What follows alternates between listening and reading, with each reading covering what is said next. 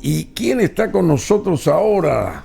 Es un gran amigo, un profesional de quilates, abogado, político de corazón, dice él, con ideales y convicción. Y bueno, se llama Hugo Esteban Estigarribia Gutiérrez, fue senador nacional, abogado constitucionalista, tiene mucha experiencia. Y dice que las chicas lo siguen mucho a él también, ¿verdad? No, ¿Cómo te va, ídolo? Eso es cosa tuya. Muy buenos días, un placer a la audiencia, a la teleaudiencia. Siempre es importante usar cierto respeto en ese ámbito, pero no es la manera que vos contás, ¿verdad? No. ¿Cómo te va, Hugo? ¿Cómo estamos? ¿Dónde estamos parados? ¿Cómo se mueven las cosas?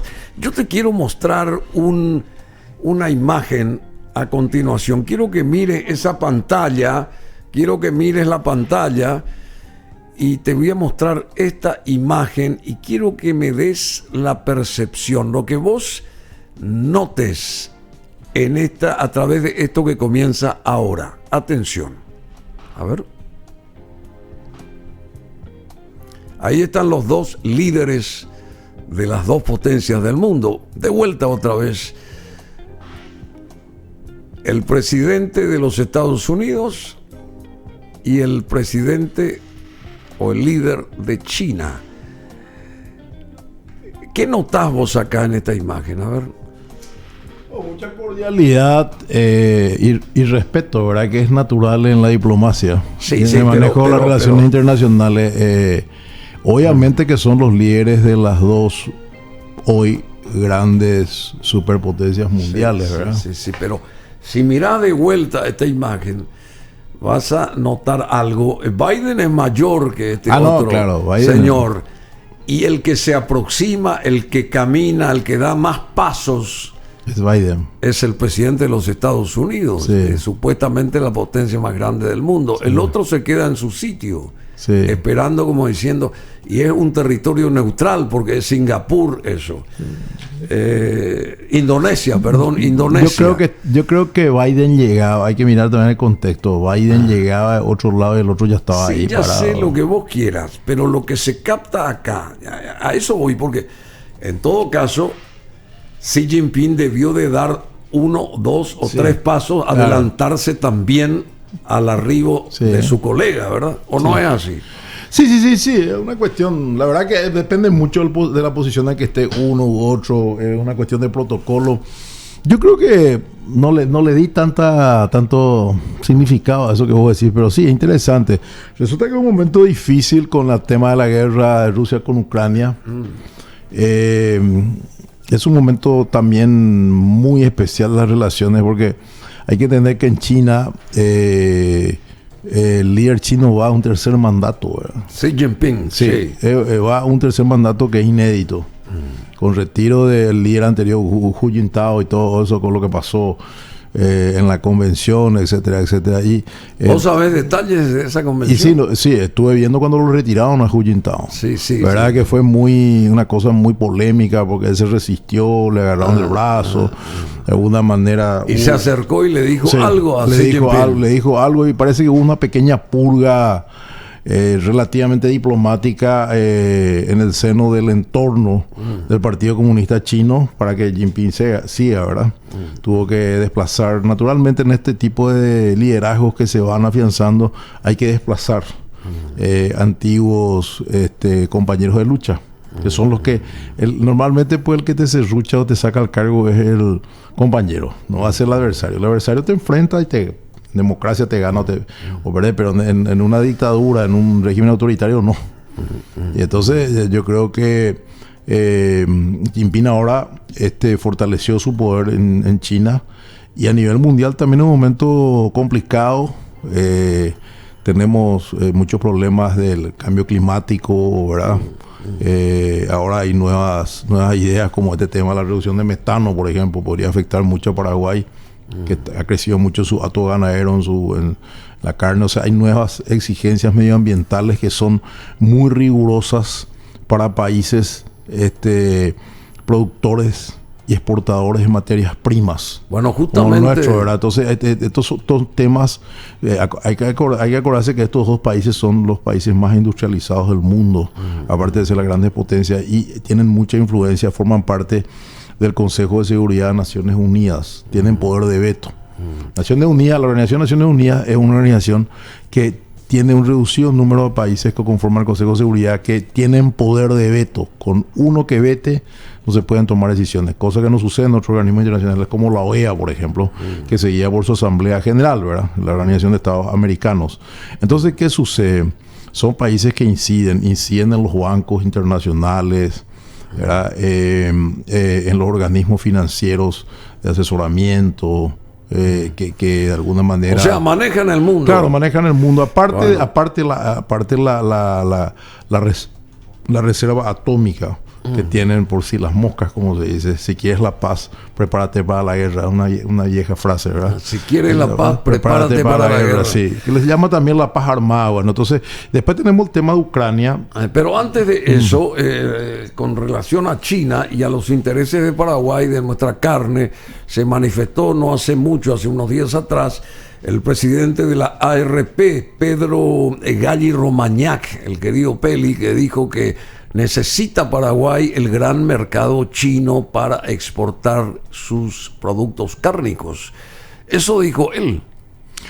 Bueno, ese es un tema que nunca se debatió a fondo en los niveles diplomáticos, gremiales, empresariales y gubernamentales. ¿Por qué? Porque hay una especie de política de acallamiento del tema Taiwán. Fermela Bush. Sí, porque resulta que la relación con Taiwán es muy antigua y ha sido una relación beneficiosa en términos de tú a tú con muchos políticos paraguayos, con sectores económicos, empresariales, etcétera, etcétera.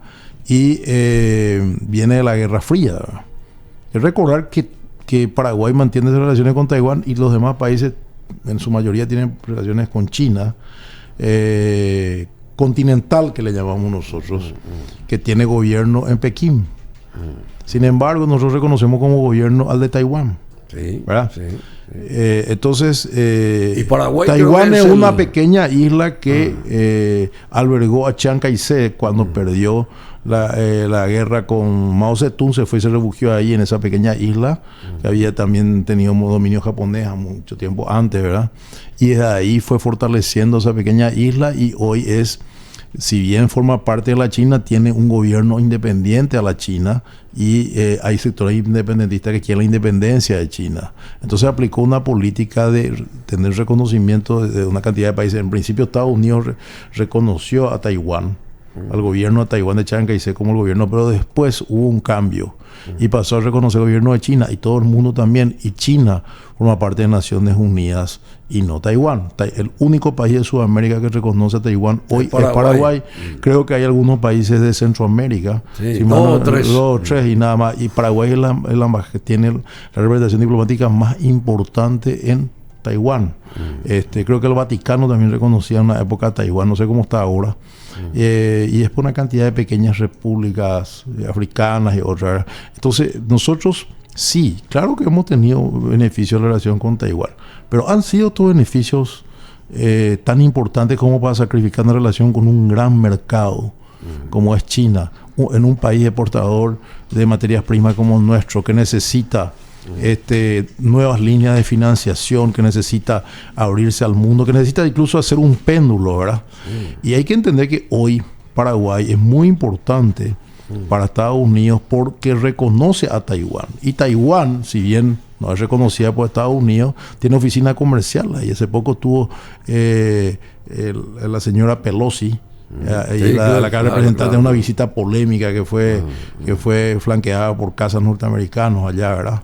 Y motivó movilización de aviones de China continental, ¿verdad? Entonces hay que entender que la relación nuestra con Taiwán debe ser analizada en el contexto de la conveniencia absoluta para los intereses nacionales. Y si mantenemos esta relación con Taiwán, debemos potenciar muchas concesiones y negociaciones que tenemos que hacer con Estados Unidos. Hasta ahora no se abre el mercado de la carne en Estados Unidos para Paraguay, ¿verdad? Y yo sé que Estados Unidos le pidió a Paraguay que mantenga sus relaciones con Taiwán, pero empezó el fuerte debate de los gremios de la producción, porque hay mucha presión de los productores, porque hoy nuestra soja se va a través de Brasil a China.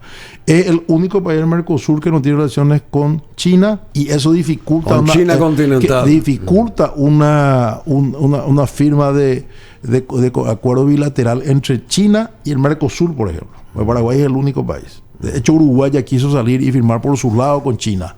Entonces nosotros tenemos que analizar de una vez por todas más allá de fanatismo. Mira que yo te cuento que yo estudié guerra política en Taiwán en el 91. Fui invitado también como viceministro de Juventud a Taiwán. Pero yo tengo un interés que se llama Paraguay.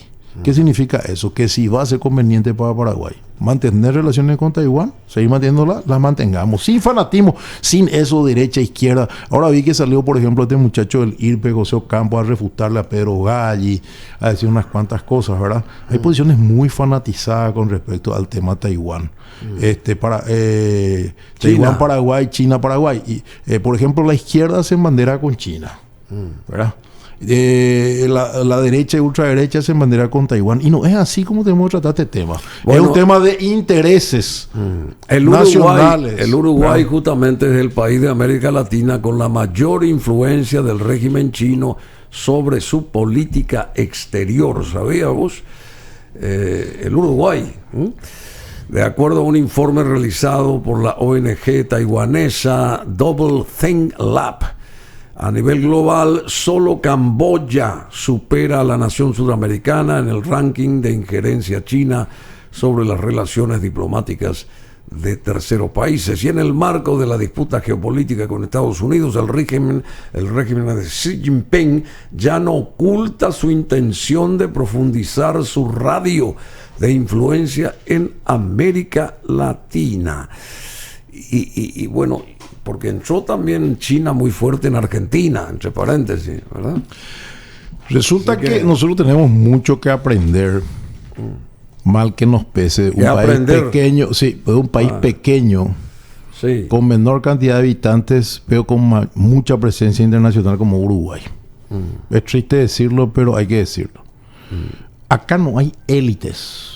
No hay élites pensantes en la política y el desarrollo nacional y en los intereses nacionales. Acá hay pequeños grupitos que se reúnen para hacer negocios, que se reúnen en torno a sus intereses, a sus facciones, pero no hay élites nacionales abarcantes, incluyentes, de diversos sectores políticos, económicos, sociales, que ayuden a pensar una política de desarrollo efectivo para el Paraguay, que proyecten las relaciones internacionales. Por ejemplo, en su momento se hizo el péndulo con Brasil y Argentina, y conseguimos tener dos grandes represas. Si bien nos hizo dependientes de Brasil y Argentina, también nos hizo importantes en el campo hidroeléctrico, y tenemos un ingreso interesante de divisas ahí y fuente de inversiones potenciales que todavía no hemos aprovechado. Por ejemplo, nosotros no aprovechamos la energía de Itaipú y Yacyretá, le cedemos a Brasil y Argentina a un precio irrisorio, ¿verdad? No tenemos una política. ¿Qué hace la Secretaría Técnica de Planificación? ¿Qué hace? Administra beca. ¿Qué hace? Convoca a todos estos grupos, forma élite. En una época se tenía un grupo que más o menos analizaba estos temas. Entonces, ¿qué sucede? Si nosotros no somos capaces de diseñar políticas nacionales, transversales a todos los sectores, que tengan nuestros intereses, que miren nuestros intereses, entonces no podremos avanzar. Uruguay sí lo tiene. Uruguay, más allá de sus diferencias, el Frente Amplio con el Partido Colorado, el Partido Blanco, ellos confluyen en muchos temas, ¿verdad? El campo jurídico internacional está copado de uruguayos. Hay que recordar que Uruguay le ganó a Argentina su demanda a La Haya por la empresa papelera finlandesa que se instaló en el lado uruguayo. O sea, entonces nosotros tenemos que aprender y tener el derecho como escudo de un pequeño país. Por eso que yo defiendo tanto el cumplimiento de la Constitución, aún a costa a veces de mi carrera política. ¿Por qué? Porque con la vigencia efectiva y restricta del derecho y de una diplomacia inteligente, nosotros podemos cambiar. Hay que recordar que el cierre de Paraguay por parte de Rodríguez de Francia fue una estrategia diplomática para que se respete y se reconozca a Paraguay y no terminemos siendo una provincia argentina o un estado brasileño. Pero están las voces que dicen lo contrario. No, pero fue una política diplomática. Después después de que Paraguay se afianzó como república, vino el gobierno de Carlos Antonio López y nos abrimos a la diplomacia internacional, buscamos tratados libres de navegabilidad, etcétera, etcétera, ¿verdad? Después vino lo del Mariscal López, que hizo un acuerdo con Uruguay, que eran los dos países pequeños para defenderse, ¿verdad? Lo que pasa es que cambió el gobierno de Uruguay, que se volvió con apoyo a los brasileños y los argentinos. O sea, hay que analizar que la diplomacia, en sus esbozos, era una línea de acción importante para Paraguay. Y sigue siendo un país mediterráneo. Nuestro país es un mediterráneo, pero a la vez es centro de Sudamérica. Es inconcebible que Paraguay no sea un hub aeronáutico, un centro, como Panamá lo es en las Américas, en el medio de las Américas, nosotros en medio de Sudamérica. Nuestro aeropuerto. Fíjate, vamos a mirar este concierto de Bad Bunny, ¿verdad? De Conejo Malo. ¿Te fuiste vos? No me fui. No lo conozco su música, pero respeto los gustos de los jóvenes, respeto. Está la vieja guardia que te habla de que jamás, que no es música, y está la nueva guardia que te dice son los beats de esta generación. Pero te voy a poner un ejemplo. Sí. No fue un hub de recreación Paraguay. Sí, por vino supuesto. gente de Bolivia, vino gente de Argentina, vino gente de Brasil, hasta de Uruguay. ¿Por qué? Estamos en el centro de Sudamérica. Entonces, ¿qué pasa? Si nosotros fuéramos inteligentes, algunos hablan de Mariscal Estigarribia incluso, ya hacia el Pacífico, ¿verdad? Nosotros debemos hacer el péndulo al Pacífico. La vía oceánica. Siempre yo dije eso. La vía oceánica es parte de ese proyecto. Nosotros tenemos demasiada dependencia hacia el Atlántico. Ahora que los argentinos otra vez no quieren cobrar el peaje por los ríos, como el puerto preciso de Santa Fe, que fue una de las razones de nuestra independencia y el no ser parte de la Confederación Argentina. Bueno, vamos a mirar un poco el Pacífico de una vez por todas, porque somos demasiado dependientes del Atlántico. Miremos el Pacífico, la vía oceánica. Y eso forma parte de las relaciones con Taiwán, con China, con Japón, ¿por qué no? Con Singapur, con Malasia, con los grandes tigres del Asia, ¿verdad? Entonces, estos son temas que no se discuten. Así como estos otros. Claro. Así como estos otros. Entonces sale Galli, hace unas declaraciones, después le sale otro, le refuta. Yo conozco industriales que piensan lo mismo que Galli, pero no lo dicen porque son grandes proveedores del Estado. Y el gobierno que conduce el Estado está afianzado con Taiwán, ¿verdad? Después está, por ejemplo, China es comunista. China tiene un gobierno comunista, pero tiene un sistema capitalista de inversiones, ¿verdad? Entonces, y el fanatismo, y ya empiezan las presiones de Taiwán hacia los liderazgos políticos que se caminan a la presidencia, y también de sectores vinculados a China que están operando con profesionales acá. En síntesis, ¿vos estás a favor de Taiwán o no? Yo estoy a favor de Paraguay. Sí, genial. Sí, Paraguay, sí, pero que se haga un análisis profundo de una vez por todas, con cifras. Esto tenemos con Taiwán hoy. Esto podemos tener con China. Con cifras. Con cifras. Con cifras, programas de desarrollo, aportes. ¿Qué implica una relación bilateral con China? Por ejemplo, ¿qué implica para Uruguay una relación bilateral con China? ¿Qué implica países iguales a los nuestros, parecidos a los nuestros? Si bien es muy diferente analizar porque somos un país mediterráneo. Para Bolivia, por ejemplo. ¿Qué implica para Bolivia, un país mediterráneo como Paraguay, tener relaciones con China? Llegamos a un análisis y investiguemos. Tenemos que crear centros del pensamiento, think tank. Tenemos unos pocos acá. Tenemos unos pocos centros del pensamiento o tanques de pensamiento que analicen estos temas, como Estados Unidos tiene el Cato para la derecha, hay centros de izquierda, etcétera, etcétera. O sea, desarrollemos las élites en Paraguay. Acá el canciller actual, el próximo canciller, tiene que convocar a todas las fuerzas y hacer un análisis comparativo de qué es lo que más conviene, y no por cuestiones sentimentales de siempre. Entonces, yo creo que los que defienden a Taiwán tienen sus razones, y los que quieren relaciones con China tienen sus razones. Pues bien, por ejemplo, mi mismo movimiento, el Movimiento Republicano Libre, yo te cuento que es un movimiento de gente profesional y también de militantes políticos. Hay una discusión al respecto. Tenemos, por ejemplo, a don Sergio Zapena, un economista muy destacado, que mantiene relaciones, dice, tengamos relaciones con China continental. Tenemos otros, como Edgar Cervini, otro ingeniero agrónomo, y gente que está vinculada a otro sector de producción, mantengamos relaciones con Taiwán. O sea, dentro de mi mismo movimiento, que es un movimiento que se va a proyectar, que si alguna vez llega a ser gobierno, va a demostrar cómo se tienen que hacer las cosas, porque nosotros en nuestro movimiento tenemos élites. Así como tenemos militantes. Bueno. Así como tenemos militantes. Bueno. Porque los temas nacionales merecen. Si vos tenés un proyecto político, aunque no lo lances todavía, tenés que analizar los temas de Estado. Porque en Paraguay no tenemos estadistas hace mucho tiempo. ¿Y por qué no tenemos estadistas? Porque no hacemos equipos de trabajo de análisis de los temas de Estado que interesan a Paraguay. Entonces eso bueno, eso hace muy bien lo que decís, pero esto también abre el paraguas para muchas cosas más. ¿Por qué, por ejemplo, en 33 años de democracia no se pudo mejorar el gasto del Estado? Es una gran pregunta que te la hago. Se sabe, por otro lado, que se pierden anualmente 1.600 millones de dólares, desaparecen ahí, dimes y diretes, las manos, los guantes blancos que aparecen, dilapidan 1.600 millones año.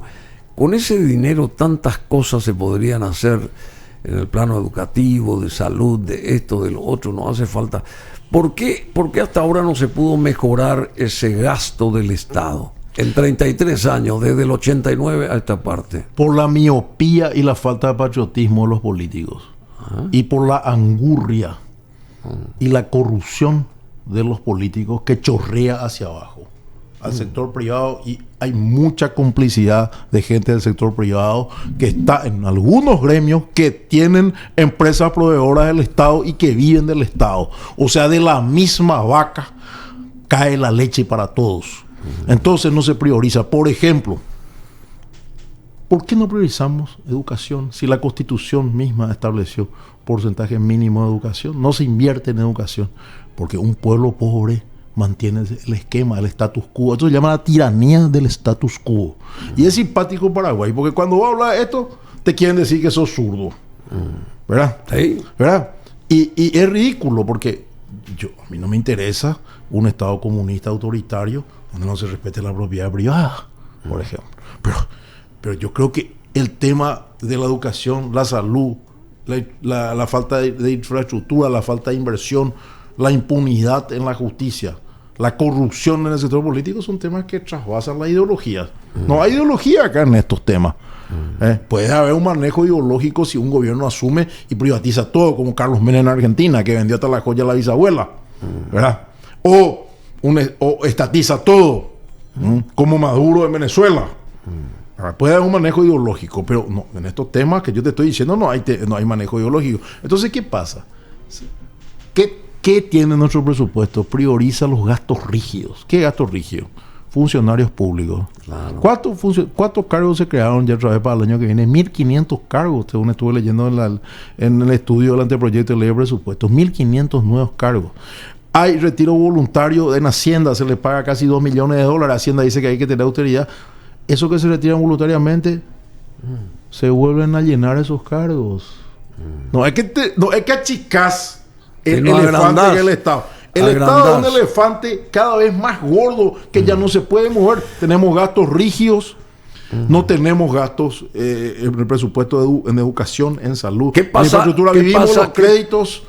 Ya no hay margen para créditos prácticamente, porque el endeudamiento está muy elevado. Le escuché hablar a un candidato presidencial de las APP. En la APP hay mucha corrupción también, la asociación público-privada, y esta ley de APP que hizo aprobar Carter en su momento es inconstitucional porque establece omisiones al Congreso de la Nación, al Poder Legislativo, y la APP es un modo de concesión de empréstitos, de contratación de empréstitos, y también de concesiones que deben pasar por el Congreso. Y se omite eso. Bueno, entonces, te quiero decir que falta visión. Yo no escucho, mira, sinceramente te digo, no veo propuestas. No veo propuestas, veo mucho electoralismo, mucho proselitismo, viajes simbólicos, aparece, se muestra con figuras del extranjero para codearse con el que ganó, ¿verdad? Gente que apuesta a un proyecto con la ultraderecha, se bandera con la izquierda. O sea, ni él entiende, se mira al espejo y ve la cara de otro y ve su cara también. O sea, bipolares políticamente. Entonces, no hay concepto político. Y lo que pasa en el IPS, por ejemplo, Hugo, se gastan millones IPS, en guardia de seguridad y en limpieza, y en cambio no hay remedios, no hay insumos médicos. Es una institución poderosa que ha hecho rica a familias enteras por varias generaciones. Sí. Yo conozco familias que hasta la sexta, séptima generación siguen siendo millonarios. Sí. ¿Verdad? Y se atiende, tiene sus áreas de atención importantes. Por ejemplo, la otra vez yo supe de Ingavi, por ejemplo. Sí. Es un hermoso hospital. ¿Verdad? Sí. ¿Qué sucede? Y hay profesionales muy destacados, pero chorrea el dinero ahí, está depositado en bancos de plaza. Cuando se quiere sacar ese dinero de bancos de plaza, chilla el sector financiero. O sea, ese dinero está en bancos de plaza porque no está invertido en el pueblo. ¿Y quiénes son los que aportan a IPS? Todos los empleadores aportan. IPS es de los empleadores. Sin embargo, la estructura, el Consejo de Administración de IPS tiene mayoría del sector político y es conducido por designación del gobierno. ¿Verdad? Tiene representantes del empresariado, tiene representantes los aportantes, etcétera, etcétera, pero no tiene el gobierno adecuado de los aportantes. Entonces, y vemos que se viaja, que se gasta, ¿verdad? No es solamente esta administración, las anteriores también. Y algunos descastados de los negocios IPS hoy se volvieron grandes opositores. Programas de radio, programas de televisión, incluso tienen algunos. Así sí, o sea, sí, y hay que investigar un poquitito de cómo se hicieron de esos autos de primer mundo que tienen, o de casas en barrios millonarios, ¿verdad? Ahora hablan, destilan veneno, pero cuando estuvieron ahí caía el maná en el bolsillo, ¿verdad? Entonces, te guío nomás. Sí, hay gente que hace 20 años trabajó ahí. Sí, no. Y cuando están, sí, y nadie eso es la maravilla y todo funciona bien. Y cuando no están, es la crítica, no. Bueno, acá por eso, y ahí está la impunidad. ¿Dónde está la fiscalía investigando? Sí, la reforma educativa. La reforma educativa que está ahí en el papel, pero no sale del Otro papel. tema que se ideologizó y se fanatizó y se usa para campaña política de unos cuantos que quieren ser senadores y diputados. Con el eslogan nazi ese de Dios, patria y familia. Sí. Que no deja de ser un buen eslogan, ¿verdad? Pero cuidado. Acá necesitamos nosotros cambios educativos de fondo. Fuera ideología de género y todo eso. Claro, ¿qué educación en valores le damos nosotros a los jóvenes? ¿Qué educación? Hay códigos de ética en los colegios, en las escuelas, en las universidades. No hay. Acá si vos le denunciar que está copiando, sos cuña y. Si sos varón o si sos mujer, sos mala compañera. No existe educación en valores. No estudian historia, geografía, cívica.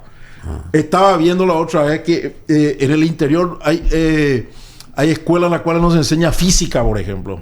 ¿Verdad? Entonces, nuestra educación básica es pésima. Nuestra educación pública es horrible.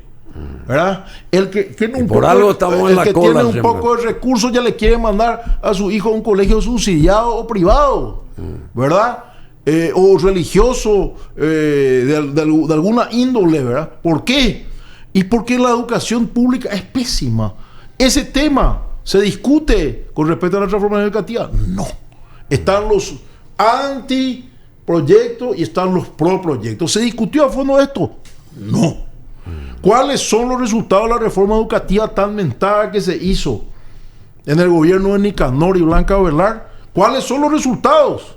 ¿Qué tipo de bachiller hemos tenido de esa reforma versus la anterior vigente? ¿Y qué se pretende con la actual? Y estos que son senadores, por ejemplo, Riera, que fue ministro de Educación, ¿cuáles son los resultados de su gestión? ¿Verdad? Yo quiero saber. Está muy fuerte. Entonces, no. Yo quiero saber, quiero que me hablen con cifras, con resultados, con papeles y que haya un diagnóstico de la educación paraguaya más allá de convenios internacionales que hayamos firmado para hacer cambios en la educación que implican para Paraguay esos convenios. Porque acá yo veo un fanatismo generalizado, ¿verdad? Y se instalan temas tabú. Sobre el censo, sobre la transformación educativa, sobre la vacunación, el saque, Agenda Global 2030, etcétera, etcétera. Y nadie conoce, nadie lee. Vamos a leer, vamos a tener datos concretos. La clase política es oportunista. Algunos están haciendo campaña para entrar al Senado, mantenerse en el Senado, diputados, incluso campaña para las presidenciales, al lomo de este proyecto de transformación educativa, a favor y en contra. ¿Qué te pareció lo del censo, por ejemplo? Lo del censo, un fracaso. Un fracaso. A mí me censaron, no hay ningún problema. A mi familia le censaron. Pero un fracaso, ¿por qué? Porque la gente perdió un día de trabajo para que se termine el censo en ese día, porque era terminar el censo en ese día. No hacer recuperación ni nada, ¿verdad? Y se quedó en su casa. Se decretó un feriado nacional, ¿verdad? Y se instaló sobre el voluntariado. No, señor, tenemos un servicio social obligatorio reglamentado por ley que proyectista este autor. ¿Dónde se aplicó? Era una oportunidad para aplicar servicio social obligatorio, ¿verdad? De los objetores de conciencia no se aplicó. ¿Y los funcionarios públicos pagados? O sea, ¿cómo va a descansar sobre un voluntariado? Voluntariado, dice. Gente joven. Si quieren, se van, y si no, no. Y encima pagarle a esos voluntarios una miseria. Entonces, y 43 millones de dólares destinados a esto. O sea, un fracaso, ¿por qué? Porque en el día tenía que terminarse, en el día teníamos que tener censado todo el Paraguay, ¿verdad? No es los centros urbanos nomás. O establecerse, si eso no se va a poder hacer. ¿Qué harías vos con Iván Ojeda? Destituirlo. Lo que dijimos. El día del censo terminó a las 5, a las 7 de la tarde fuera. Desde Alemania. Por supuesto. Desde Alemania el presidente fuera. Por supuesto. Entonces eso es lo que se impone. Porque no es una cuestión de nombre. Yo lo conozco a Iván. Desde hace tiempo lo conozco. Acá no es una cuestión de apetencias personales, amistades, te conozco, me saludaste, fuiste formidable, tomé un café contigo, cené contigo, tu esposa a mi esposa, no. Gestión. No hay gestión. Fuera.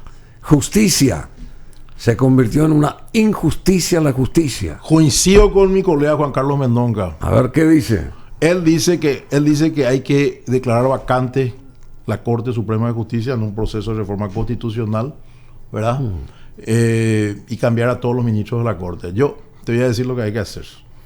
Con la estructura constitucional actual, cambios en el poder legislativo, que el pueblo vote con el desbloqueo a otro tipo de legisladores, diputados sobre todo, que son los que inician el juicio político en los departamentos. Atención, ciudadano paraguayo, en los departamentos. Y senadores, juicio político, todos. Los 9 afuera. Así, sí. ¿Por qué los 9? Que algunos tenía yo alta expectativa y a riesgo de que me liquiden los pleitos que tengo en la Corte, ¿verdad?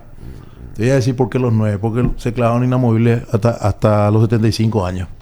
En fallos intercambiados. Por esa sola razón. Y eso ahí nomás ya. Y después, sin entrar a analizar la mora. Bueno, a lo mejor se salva de esto que te estoy diciendo Víctor Río, que entró hace poco, ¿verdad? Voy a hacer una salvedad porque Víctor Río entró hace poco.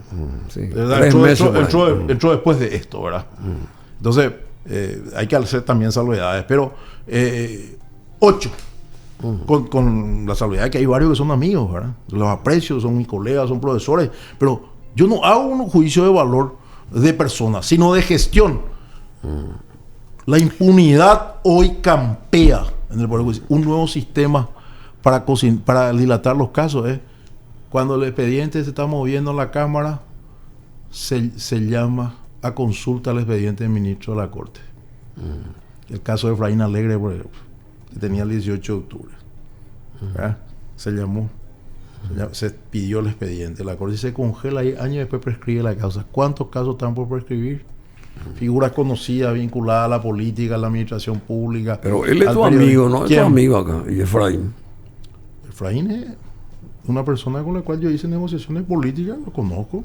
Pero te estoy diciendo nomás, te estoy poniendo un ejemplo. Sí, yo sé. A lo mejor eso vuelve enseguida, ¿verdad? Pero es un nuevo sistema que se usa desde la propia Corte. La mora. Yo presenté un proyecto que establecía que la mora en el Poder Judicial se podría tipificar como delito. Imagínate, un proyecto revolucionario está durmiendo la Cámara de Senadores porque la justicia que llega tarde no es justicia. Y esto de, digamos, hacer que los intendentes duren más en sus cargos. No se puede, porque según la Constitución la ley no tiene efecto retroactivo. La ley por la cual fueron electos fue de 4 años. Y acá se pretende alterar el mandato. Y eso va en contra del artículo de la Constitución que establece que la soberanía reside en el pueblo y el pueblo la ejerce por medio de sufragio. No se puede. No se puede y la ley no tiene efecto retroactivo. Con esta ley tácitamente estamos retrotrayéndonos a la anterior ley vigente, a la de 4 años. Entonces no se puede, es inconstitucional. Yo coincido con la justicia electoral que dijo que no, sí, y con los senadores que votaron en contra. No se puede, porque por acuerdo político vos no podés tirar la ley. Bueno, y todo esto es el legado de 36 años de democracia. ¿Qué más debemos aguantar nosotros, Hugo, para lograr el cambio real en Paraguay? Acá tenemos que convencer a nuestra ciudadanía 33 años, dije, del poder que tiene, sí, del poder que tiene. Sí, el ciudadano tiene que convencerse cada uno de los paraguayos y paraguayas tiene que convencerse del poder que tienen con su voto, con su manifestación. Estaba viendo anoche las manifestaciones en México, en Madrid, contra las reformas que plantea López Obrador al INE, al Instituto Nacional Electoral. Hablamos de avenidas colmadas. La gente no solamente tiene que salir a la calle. Y ahí en Santa Cruz de la Sierra también el censo en Bolivia, en España. ¿Qué pasa? Cuando el pueblo se levanta, no hay gobierno que aguante. No es que salgan a hacer actos violentos, ni queman, ni nada. Que se manifiesten, que salgan, que ejerzan su derecho, que voten, vayan a votar en las elecciones, las internas de los partidos, de los sectores, el 18 de diciembre, que se involucren ahora con el desbloqueo. Hay muchas candidaturas. Yo estoy contento. Ayer aumentó muchísimo la cantidad de candidatos a la Fiscalía General. 53. A mí me habían hablado también para que me presente. 56, no me presento porque no tengo fe en el proceso. A pesar de que tengo grandes amigos en el Consejo de la Magistratura y creo que quieren hacer bien las cosas, no tengo fe en el proceso porque se presentaron ya algunas figuras que en otras condiciones jamás se habían presentado. O sea, ya hay medio precandidatos. Entonces, pérdida de tiempo. ¿Y quién va a ser entonces, según vos? Yo creo que van a ser los candidatos de espinazo flexible, porque es el cargo más importante que se juega. El presidente saliente, porque asegura impunidad. Así pasó con Duarte Frutos, Rubén Candia. Así pasó con Lugo Díaz Verón. Así pasó con Carter Sandra Quiñones. Y ahora otra vez se perfilan algunos amigos del poder. ¿Por qué? Porque hay que sacarle poder también a la Fiscalía, a esa ley orgánica, al Ministerio Público, al Código Procesal Penal, que no sea el único actor, ni el principal actor y protagonista en el impulso del proceso penal y la investigación. Demasiado poder se le da a un solo funcionario en Paraguay. Cuando se te da demasiado poder o se te da perpetuidad o inamovilidad, eso fomenta la corrupción, el servilismo político. Es lo que yo creo. Ahora, veo también otros buenos candidatos, ¿verdad? Veo buenos candidatos y buenas candidatas. Lamentablemente yo creo que esos buenos candidatos y buenas candidatas, uno a lo mejor entra de adorno y otros 2 son los amigos del poder. Pero vos te hubieras presentado. Y no me presenté porque no tengo fe en el proceso. Lamentablemente, por pruebas al canto, por los anteriores procesos de designación de fiscal general y ministros de la Corte. Entonces, como no tengo fe y tengo que trabajar en mi profesión y en la docencia, y 4 meses voy a dejar de trabajar si soy candidato a fiscal general del Estado porque me tengo que ocupar de hacer lobby. Cuando mi currículum ya lo dice todo. Claro. Mi currículum tiene que ser mi lobby, mi trayectoria, ¿verdad? Y la audiencia pública. No, hay que hacer lobby. Con los diversos estamentos. Y hacer lobby es que... Y dejar de trabajar. Sí. ¿Y lobby para qué? ¿Para que entren los amigos del poder? No. Ah, sí. O sea, con todo afecto, el presidente del Consejo de la Magistratura es un colega mío, integramos la Federación Interamericana de Abogados juntos, está tratando de hacer bien las cosas, ¿verdad? Yo lo aprecio a Oscar, algunos otros miembros también, representantes de la Católica, representantes de las universidades nacionales, los conozco a casi todos, ¿verdad?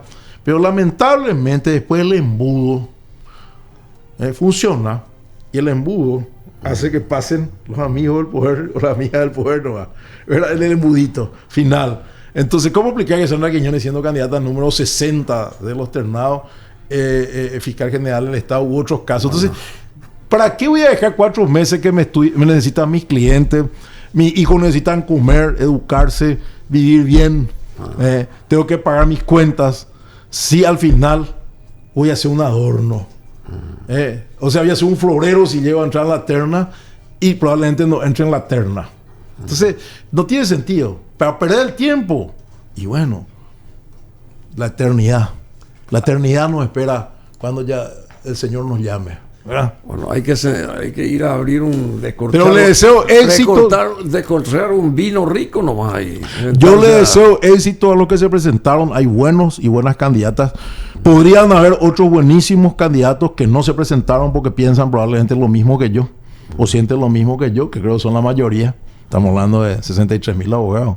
Se presentaron 50 y pico ahora. Entonces, estamos hablando del 0,1%. No alcanza el 0,1%. Entonces, y hay abogados talentosos en todo el país. Incluso en el extranjero que podrían presentarse paraguayos. Entonces, por eso no me presenté, sinceramente. Mendonca, por ejemplo. Mendonca, los 2 hermanos Mendonca. ¿Por qué no? ¿Y ellos por qué no están ahí? Y hay que preguntarle a ellos. A lo mejor piensan lo mismo que yo. Bueno, Hugo Estigarribia, muchísimas gracias. Muy amable por estar acá. Estuviste muy bastante fuerte. Yo creo que, ¿sabes qué pasa? Muy Que interesante hay que meter el dedo en la llaga. Sí, ya metiste. O sea, el ciudadano y la ciudadana que nos está viendo, que no vea pesimismo ni desesperanza, sino esta es la realidad que tenemos, que hay que cambiar, que está en nuestras manos. A casi un mes de las elecciones de las internas de los partidos. Sí, prácticamente un mes. Sí. Estamos 33 días, ¿verdad?